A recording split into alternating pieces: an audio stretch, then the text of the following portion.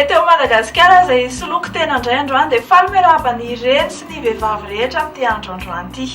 Antonony na malefaka ny alizay amin'izao fotoana izao eto Madagasikara. Vokatrizay ary amin'ny rapitso maraina dia isy ny orana miatoato anareo any amin'ny faritra Sambava, Antalahy sy Analanjoroa fo ary Atsinanan'iny. Anerika manify kosa aty aloatra mangorary Ibalika be ny masoandro amin'ny faritra sisa faoriny fizavan'ny Andianjavona Voamaraina, ny faritry ny Voatany sy ny faritry Menabe.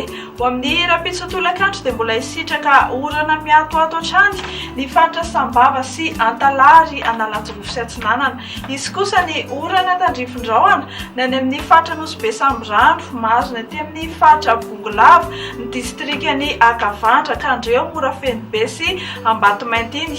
Andrahona kosa ny andro ny faritra Aloatra Mangoro, ny faritra Vadivavy-Fitovinany ary ny ilany Atsinanan'ny Avoatany Ray Manontolo ary andrahona vitsy ny any amin'ny faritra sisa. Tsy dia nahitana fihetsehany firy ny maripana no vinavinaina ao amin'ny rapitso raha oharina tamin'ny androany fa mbola dia 9 degré celsius hatrany no ambany indrindra ao amin'ny faritry Vakinakaratra. Ny faritra Morotsiraka kosa eo anelanelan'ny 9 hatramin'ny 12 degré celsius. Ao amin'ny rapitso tolakandro ny maripana midanika indrindra dia 13 degré any amin'ny faritra Antsohihy, Maevatanàna sy ny faritanin'ny Mahajanga iny.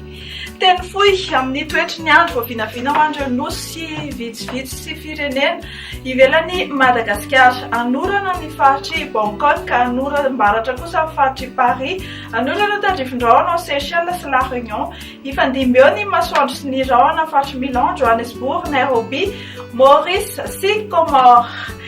Dia izay ary no izy fa dia mirary andro sy alina finaritra ho anareo ny Meteo Madagasikara ary manome fotoana anareo amin'ny manaraka. Veloma!